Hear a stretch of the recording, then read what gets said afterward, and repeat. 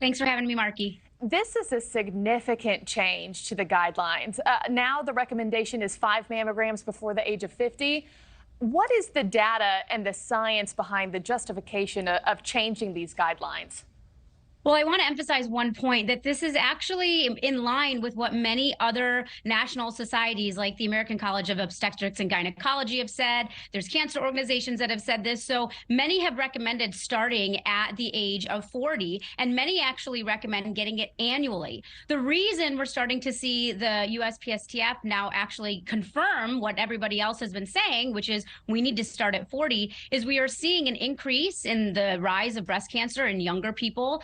And we're starting to see an impact on the effect that breast cancer has on our Black patients. And we know there are huge disparities when it comes to Black patients. As you mentioned earlier, they're at higher risk of dying of breast cancer. They're at higher risk of being diagnosed at a later stage. And so we're starting to see more Black patients being enrolled in these clinical trials, which was a huge disparity in the past. So I think with the new data, that's where the USPSTF is starting to come back in line with the rest of the guidelines that are out there recommending starting at age 40. Age 40. I have a lot of girlfriends who have done it earlier than that. It runs in their family, and they've been, doing this for years now, and they're glad to see this change.